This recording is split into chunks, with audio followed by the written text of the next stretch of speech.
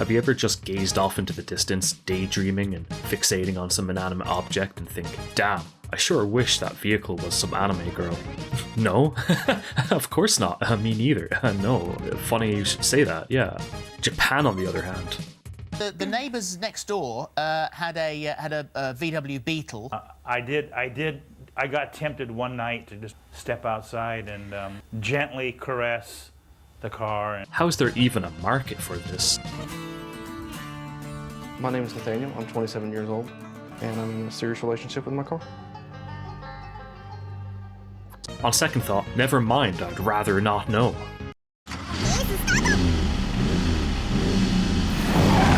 So starting us off at the races, Drive Girls, a PS Vita game where girls transform into cars and race. As one of the few owners of a PS Vita, I gotta say, this is exactly the kind of game I'd imagine to be made on this handheld. You'd think this would be a weirdly anime-themed racing game / dating simulator where you get to make your best girl your Lightning McQueen, but no, this is somehow even stupider. The music they put in the trailer is okay, but what it really needs is the initial Eurobeats treatment to complete the package. Give me a sexy body.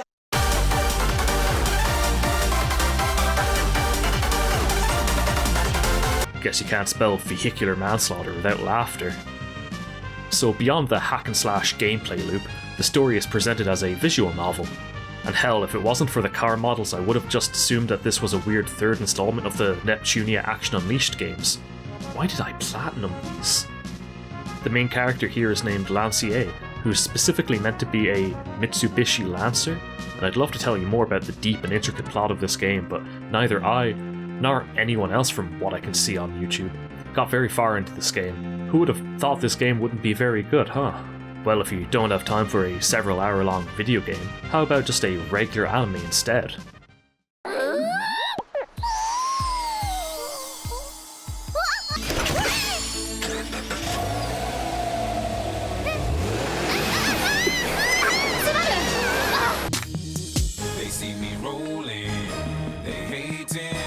Okay, this one is kinda cheating in that the main characters here aren't really anthropomorphized cars.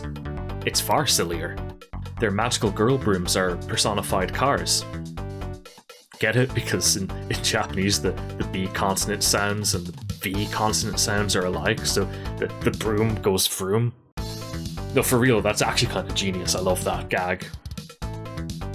So the deal with Houkago no Pleidies, or Wish Upon the Pleidies, is that the car manufacturer Subaru wanted to sponsor a series of 4 7-minute long anime clips for YouTube in order to put their name on it, and collaborated with Gainax to produce them. These ended up being popular enough that both companies decided to work on a full-length 12-episode anime series a few years later. Aside with the fact that the main character is named Subaru, and the fact that the brooms rev like automobiles,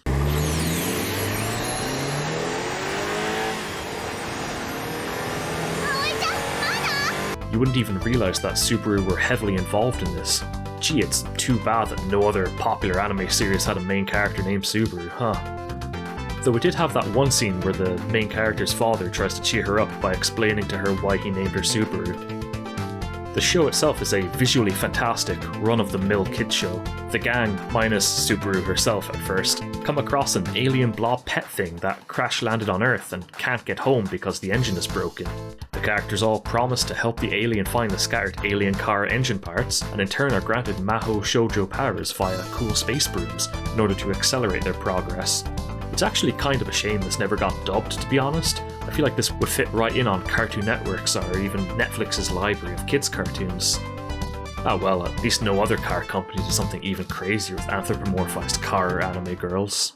強く美しい少女の姿にそれが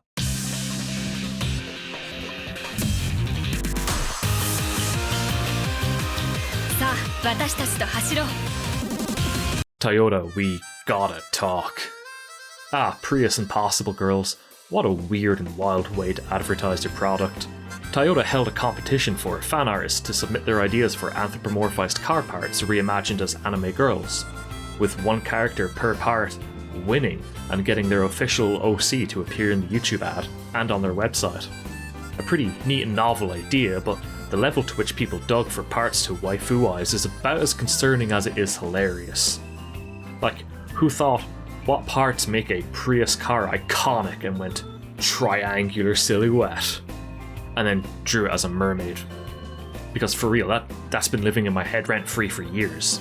They even went as far as to hire proper voice actresses in for this. The first character that appears in this trailer is voiced by Kana Hanazawa. Now unfortunately they've removed the video from their YouTube channel, and the only other version of it on YouTube has a random watermark on it, so I think I might have the sole surviving copy of potentially lost media here. But let's face it, the full song version, sung by Kana Hanazawa of course, is the much cooler video.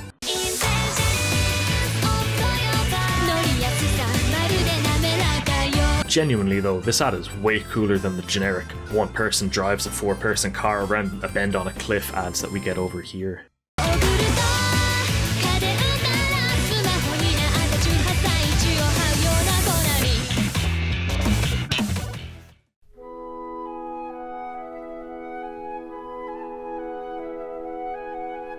Now I know there's a fuel crisis going on, but isn't this taking it a step too far? Oh god, never mind! Henkai Shoujo. A bizarre series of shorts where girls do something weird and inexplicably transform into vehicles. This one where she guzzles gasoline and becomes a car went somewhat viral, popping up here and there in unexpected WTF compilations, but it's actually the second video in a series. The original takes the cake though. In it, a girl suddenly transforms into what appears to be an F-14 Tomcat. And more bafflingly, one of the Henkai Shoujos turns into a tiny battleship. If I had a nickel for every time I saw an anime about anthropomorphized anime World War II battleship girls, I'd have 3 nickels, which is entirely too many nickels for what the fuck I just said.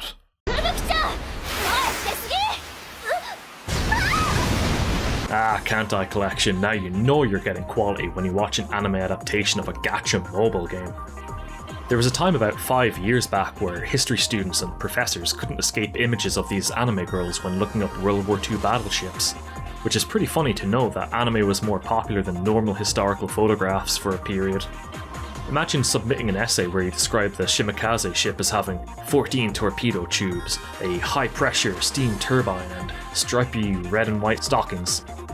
The plot to Kantai Collection is that girls go to boarding school to learn how to be better battleships. They study strategy, carry out training drills and mock battles, and then sortie into naval battles that absolutely 100% do not look silly at all. This is really taking shipping wars to a strange new level. The series itself follows Fubuki, a destroyer-class battleship who, in typical anime fashion, goes from starting their studies to being thrust headfirst into near-certain death by the end of the first episode. Luckily, the squad is saved by an aircraft, which maybe doesn't sound like an ass pull to me because it's very much in line with the dozen or so games of World of Warships I've ever played. And speaking of Warships games...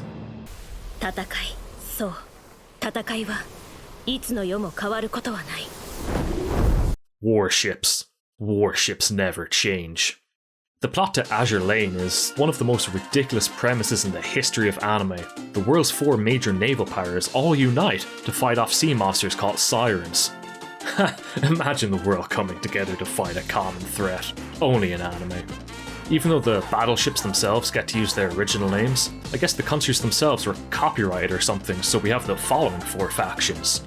The Sakura Empire, the Royal Navy, Iron Blood, and Eagle Union. Have a guess which country that last one is supposed to be. The clue is on her star-spangled stockings.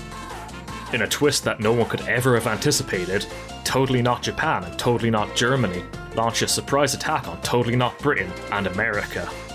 And in case this was a tad too subtle for you, because God knows nothing about this show is subtle, they named this new alliance the Red Axis.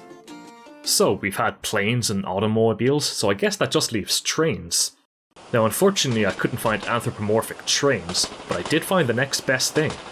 You ever play Persona 5 and think, gee, I'd sure love to play this awesome 150-hour JRPG I've heard so much about. Where in the goddamn hell is this train I'm supposed to get? Introducing Miracle Train, a reverse harem anime about anthropomorphized problem-solving train stations. They just don't make them like they used to. The premise is that whenever someone boards a train on the Oedo line with a problem, they have a chance at being whisked away to a fancier fantasy train with representations of all of the main stations on that line, who then help the main character of the day with their issue. This show also doubles up as edutainment, with pop-up trivia boxes appearing about the train stations throughout the episodes. It almost seems like a prototype of Cells at Work, which is another edutainment anime featuring anthropomorphic representations, though of cells rather than train stations. All in all, it's a really chill, wholesome episodic anime about train stations figuratively helping you reach destinations in life, as well as literally, I guess. What other vehicles exist? Oh yeah, tanks! Okay, so this one's clearly a piss take and not even an anime, but it's just too good to gloss over. Panzermadels is a comedy dating sim on Steam where you get to date anthropomorphized tank girls, but god damn, some of the lines in this are pure gold. Damn, I guess that's it for vehicles. Unless horses count as vehicles. They definitely feel like they should be vehicles here in Ireland, but I need something a bit more concrete than that. And according to Google and the North Carolina State of Appeals, they totally count as a vehicle. Horse Girl Pretty Derby, an anime based on a mobile game that, as you probably have guessed by now from everything else so far in this video, has a wacky premise. So if a horse does well enough at horse racing in real life, it gets to be reincarnated in Japan as an anthropomorphic anime girl with the intention of training to become a top racer. Oh, and idols as well. The main character in this is a horse girl called Special Week, whose real-life counterpart's claim to fame was winning the Japan Cup in 1999, as well as a bunch of other things that I have no idea about. Her roommate and close friend is Silent Suzuka, and to be honest, I'm a bit surprised they didn't make these characters half-sisters or something, since both horses in real life were sired by Sunday Silence, the 1989 Kentucky Derby winner. I guess that's just the hand-waviness of reincarnation at play. Now, I haven't seen Season 2 myself yet, and I don't know how much they'd lean into real-life events, so possibly spoilers, but while researching the horses these characters are based on, I came across what sounds like the most incredible anime ending of all time. Special Week, the real horse, ended their racing career in a race that had a 4-way photo finish, in which they came second. Like, good luck to the anime having a better and more dramatic finale than that. But for real though, why do the reincarnated horse girls have to become idols? What happens if they fall and break their leg? Are they sent to the glue factory? Do they end up becoming Tesco burgers? Really, all I want from this show is for one of the characters to dramatically say, "I'll be the one to make it to Grand National." Until then, I'll just settle for whatever the hell this is.